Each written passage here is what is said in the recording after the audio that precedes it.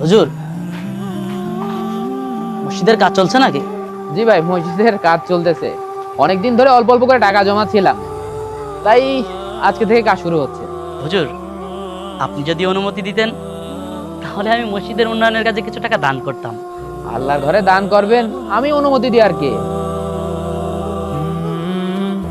হুজুর, এখানে 50,000 টাকা আছে। জাযাকাল্লাহু খায়রান। এই টাকাটা মসজিদের উন্নয়নের কাজে লাগায়েন। ভাই, কিছু মনে না করলে একটা কথা জিজ্ঞেস করতে পারি? জি হুজুর, বলুন। মসজিদে এত টাকা দেওয়ার কারণ কি? হুজুর, আপনার কি মনে আছে আপনাদের মসজিদের দান বাক্স থেকে একদিন টাকা চুরি হয়েছিল? মনে আছে। সেদিনের এই চুরিটা আমি করেছিলাম। তখনকার সেই সময় আমি জুয়া খেলতাম, নেশাভান করতাম। আমি চারিদিকে ঋণে জর্জরিত হয়ে গিয়েছিলাম। কোনো দিক ঠিক না পেয়ে মসজিদের রাস্তাতে হেঁটে যাচ্ছিলাম। যাওয়ার পথে দেখি মসজিদের দান বাক্সটা খোলা। চারিদিকে তাকিয়ে দেখি কেউ নেই। আমি মসজিদের দান বাক্সের টাকাগুলো নিয়ে চুরি করে পালাই।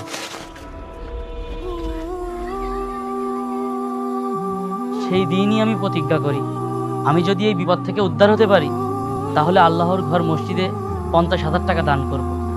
আল্লাহ আমার বিপদে সাহায্য করেছে, তাই আমি এই 50,000 টাকা দান করে আল্লাহর উপর শুকরিয়া আদায় করলাম।